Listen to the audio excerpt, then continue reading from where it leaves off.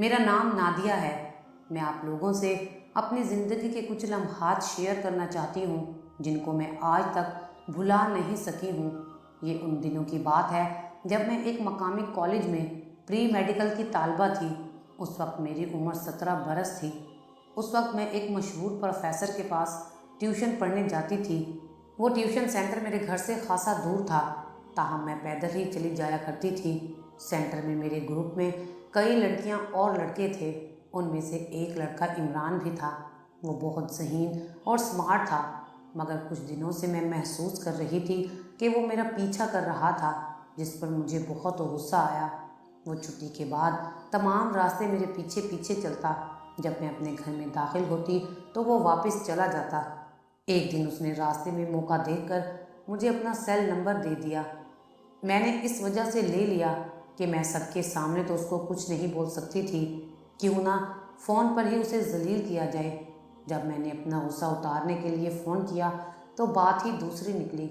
इमरान बोला, आप अकेले इतनी दूर पैदल अपने घर जाती हैं और आपकी तरफ सन्नाटा होता है, इसलिए मैं आपको घर तक छोड़ देता हूँ, मगर आप मेरी इतनी फ़िक्र क्यों करते हैं?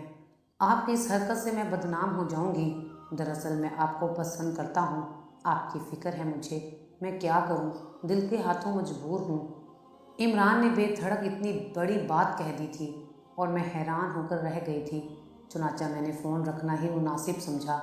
फिर कई दिन तक वो मेरे पीछे नहीं आया तो मैं बेचैन हो गई। पता नहीं इमरान की बातों का असर था या उस वक्त मेरी उम्र ही ऐसी थी कि चाहे जाने की तमन्ना शिद्दत से जागती है। मेरी बेचैनी रोज़ बरोज़ बढ़ती गई। मेरे एहसासात अजीब से थे। पता नहीं मुझे क्या हो गया था। शायद मैं भी उसे पसंद करने लगी थी और फिर इस बेकरारी के बायस मैंने उसे फ़ोन कर लिया। बस फिर क्या था, बातों का सिलसिला चल पड़ा। हम रोज़ मखसूस वक्त में बातें करते। इमरान बातों के फ़न में माहिर था। मैं उसकी बातों के शहर में खो जाती और एक नए जहान में चली जाती। दिन गुजरते गए और हमने इंटर का इम्तिहान दे दिया। जब मैं इम्तिहान के रिज़ल्ट का इंतज़ार कर रही थी तो एक रोज़ अम्मी ने कहा, बेटा आज कुछ लोग तुम्हें देखने आ रहे हैं, ज़रा तैयार रहना। मैं हैरत से अम्मी को देखने लगी, जैसे उन्होंने खिलाफ तवक्का बात कर दी हो। मगर अम्मी, मेरी पढ़ाई का क्या होगा, अभी तो सिर्फ इंटर ही किया है। मैंने हल्का सा एहतजाज किया। बेटा, हम उन माँ बाप में से नहीं हैं जो अपनी लड़कियों को पढ़ाई के चक्कर में बूढ़ा कर देते हैं। पढ़ाई बाद में भी हो सकती है, मगर अच्छा रिश्ता बार बार नहीं आता। अम्मी की बात पर मैं क्या बोलती, खामोश हो गई। शाम को मेहमान आ गए। लड़का भी अपने वालिदैन और बहन भाई के साथ आया था। अम्मी ने मुझे इशारे से चाय लाने के लिए कहा। मैं चाय और कुछ खाने का सामान उन मेहमानों के सामने ले गई। सब ने मेरी चाय की बहुत तारीफ़ भी की, मगर मैं ज़्यादा देर ना बैठी, उठकर अपने कमरे में आ गई। कमरे में आकर इमरान को फ़ोन मिलाया और सारी सूरत हाल उसको बताई।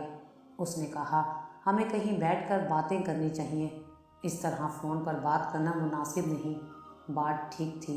अगले रोज़ मुझे पता चला कि उन लोगों ने मुझे पसंद कर लिया है और मेरे वालिदैन को भी इस रिश्ते पर कोई एतराज़ ना था। हालात ऐसे पैदा हो गए कि मुझे इमरान से फ़ौरन मिलना पड़ा। हम दोनों एक मकामी पार्क में मिले। मैं तो बस रोए जा रही थी, कुछ समझ नहीं आ रहा था क्या करूं। इमरान बोला, देखो नादिया, मुझे अभी डॉक्टर बनना है, पढ़ाई करनी है। मैं अपने माँ बाप का इकलौता बेटा हूँ। मैं भी तुमसे शादी करना चाहता हूँ, मगर खाली पेट तो मोहब्बत भी अच्छी नहीं लगती। तुम्हारे घर वाले तुम्हारी शादी मुझसे कभी नहीं करेंगे। कौन से माँ बाप होंगे जो लड़के के डॉक्टर बनने का इंतज़ार करेंगे और फिर मैं मज़ीद पढ़ाई के लिए बाहर जाऊँगा?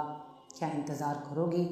और अचानक भाग कर शादी करने के मैं ख़िलाफ़ हूँ, लिहाजा तुम्हारे माँ बाप जो कह रहे हैं मान जाओ। वैसे भी मोहब्बत ऐसी शय होती है कि मिलाप शायद उसकी तकदीर में नहीं होता।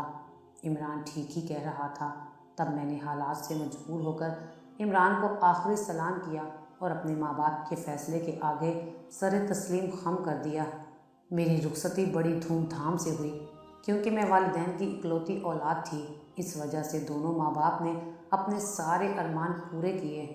दूसरी तरफ मेरे शोहर शाहबाज भी अपने वालिदैन के इकलौते बेटे थे, लिहाजा दोनों घरानों ने इस शादी पर खूब अरमान निकाले। یوں میری نئی زندگی کا آغاز ہو گیا۔ شہباز بہت خیال رکھنے والے شوہر تھے، اس کی فیملی بھی بہت اچھی تھی۔ ابھی میری شادی کو 2 مہینے ہی ہوئے تھے کہ میں نے آگے پڑھنے کی فرمائش کر ڈالی۔ میری خواہش پر میرے سسرال والوں کو کوئی اعتراض نہیں تھا، بلکہ شہباز تو میرے فیصلے سے بہت خوش ہوئے۔ وہ کشادہ ذہن کے مالک تھے۔ اس طرح میں نے BSc کے لیے ایک مشہور کالج میں داخلہ لے لیا۔ شہباز نے میرے داخلے کے لیے بہت تنگیں دو کی تھی، یہاں تک کہ جب کلاسز شروع ہوئیں تو وہ مجھے خود کالج چھوڑنے اور لینے بھی آتے، لیکن مجھے یہ اچھا نہیں لگتا تھا کہ میرے لیے وہ اتنی تکلیف اٹھائیں۔ ایک دن میں نے ان سے کہا، آپ کو اپنا کاروبار بھی دیکھنا ہوتا ہے، آپ میرے لیے اتنی تکلیف کیوں اٹھاتے ہیں؟ اسی محلے کی ایک لڑکی بھی کالج جاتی ہے، کیوں نہ میں اس کے ساتھ آیا جایا کروں؟ آپ فکر مت کریں۔ شہباز مان گئے۔ اسی طرح میں اس لڑکی کے ساتھ روز کالج آنے جانے لگی۔ 1 سال گزر گیا۔ ایک روز اچانک میرے سیل فون پر عمران کا نمبر چمکنے لگا۔ میں پریشان ہو گئی کہ عمران نے مجھے کال کیوں کی ہے۔ ہم نے تو کبھی نہ بات کرنے کا فیصلہ کیا تھا، پھر اب عمران اپنا وعدہ کیوں توڑ رہا ہے؟ میں نے فوراً فون اٹھا لیا۔ کیا ہوا عمران؟ فون کیوں کیا؟ خیریت تو ہے نا؟ تمہاری بہت یاد آ رہی تھی، مجھ سے رہا نہ گیا تو فون کر لیا۔ تمہاری آواز سن کر دل خوش ہو گیا، عمران نے رو دینے والے انداز میں کہا تھا۔ عمران، میری شادی ہو چکی ہے، اب اس طرح فون پر بات کرنا مناسب نہیں۔ میں جانتا ہوں، مگر میں دل کے ہاتھوں مجبور ہوں، کیا کروں؟ تمہاری آواز سننے کے لیے ترس گیا تھا۔ کوئی لمحہ ایسا نہ گزارا جب تمہیں یاد نہ کیا ہو۔ اس کی آواز رندی ہوئی تھی، جیسے وہ رو پڑے گا۔ اچھا، میں فون رکھتی ہوں، کوئی آ رہا ہے۔ میں نے فون بند کر دیا۔ اسی وقت شہباز کمرے میں داخل ہوئے۔ میرے کئی دن اسی سوچ میں گزر گئے کہ عمران نے مجھے 1 سال کے بعد فون کیوں کیا۔ 1 ہفتے کے بعد عمران نے دوبارہ فون کیا۔ اس بار اس نے مجھ سے ملنے کو کہا۔ میں نے پہلے تو انکار کیا، مگر اس کے اصرار پر راضی ہو گئی۔ اس روز کالج کے اوقات میں ایک ریسٹورنٹ میں ہماری ملاقات ہوئی۔ میں عمران سے ملنے تو آ گئی تھی، مگر میرا کلیجہ منہ کو آ رہا تھا، کیونکہ اب میں شادی شدہ تھی۔ اگر کوئی دیکھ لیتا تو غضب ہو جاتا۔ دل بہت گھبرا رہا تھا، مگر نہ جانے عمران کی باتوں میں ایسا کیا تھا کہ میں اس سے ملنے چلی آئی تھی۔ نادیہ، میں جانتا ہوں کہ اب تمہاری شادی ہو گئی ہے، لیکن ایک سچ یہ بھی ہے کہ میں تمہیں بھلا نہ سکا۔ تم میری نظر سے دور سہی، لیکن دل کے بہت قریب ہو۔ پتہ نہیں میں اتنا خود غرض کیسے ہو گیا تھا۔ میں نے صرف اپنی ذات کے بارے میں سوچا اور تمہاری محبت کو نظر انداز کر دیا تھا، جس کی سزا مجھے مل رہی ہے۔ میرے والد کو اچانک دل کا دورہ پڑ گیا اور وہ انتقال کر گئے۔ مالی حالات خراب ہو گئے۔ میں نے ٹیوشن پڑھا کر اپنا تعلیمی سلسلہ جاری تو رکھا ہوا ہے، مگر ڈاکٹر بننے کا خواب ٹوٹ گیا ہے۔ جس وجہ سے تمہیں شادی کرنے کو کہا، وہ وجہ ہی ختم ہو گئی۔ میں اندر سے ٹوٹ گیا ہوں، مگر تمہاری یاد دل میں بسی ہوئی ہے۔ نادیہ، تم نے میرے کہنے پر ہی تو شادی کی تھی، پلیز میری خاطر واپس آ جاؤ۔ وہ بندھن کس کام کا جو زبردستی کا ہو، اور تمہارا یہاں آنا اس بات کا ثبوت ہے کہ تم آج بھی مجھ سے محبت کرتی ہو۔ میں عمران کی باتیں سنتی رہی، تاہم بولی کچھ نہیں۔ اس کی باتوں سے مجھے گھبراہٹ ہونے لگی تو میں وہاں سے اٹھ گئی۔ میں تمہارے جواب کا انتظار کروں گا، اس نے کہا۔ پھر میں گھر آ گئی۔ سارا دن عمران کی باتوں پر غور کرتی رہی۔ مجھ سے کھانا بھی نہیں کھایا گیا۔ اس بارے میں جتنا سوچتی اتنا پریشان ہوتی۔ میرا سر درد کرنے لگا اور شام تک مجھے بخار چڑھ گیا، پورا بدن جلنے لگا۔ شہباز آئے تو وہ گھبرا گئے۔ انہوں نے فوراً ڈاکٹر کو بلوایا۔ ڈاکٹر نے چیک اپ کیا اور دوائیاں لکھیں۔ میں نے دوائی لی اور سو گئی۔ اگلے روز عمران کا فون آیا۔ گھبراتے ہوئے میں نے فون اٹھایا۔ ہاں نادیہ، تم نے کیا سوچا؟ تم جلد سے جلد طلاق لے لو اور میرے پاس آ جاؤ، عمران بولا۔ عمران، میری طبیعت خراب ہے، بہت تیز بخار ہے، میں نے آہستگی سے کہا، مگر عمران میری بات کو نظر انداز کر کے اپنی ہی کہہ رہا تھا۔ اچانک لائن کٹ گئی۔ 3 روز تک مجھے بخار چڑھتا اترتا رہا، مجھے ملیریا ہو گیا تھا۔ اس دوران شہباز نے میرا بہت خیال رکھا، مجھے خود دوائی دیتے، میرے لیے دودھ لے کر آتے، میری ہر طرح کی خدمت کی۔ 1 ہفتے میں صحت یاب ہو گئی۔ 1 ہفتے میں مجھ پر واضح ہو گیا تھا کہ شہباز کتنے اچھے شوہر اور بلند اخلاق انسان تھے۔ 10 دن بعد عمران کا پھر فون آیا۔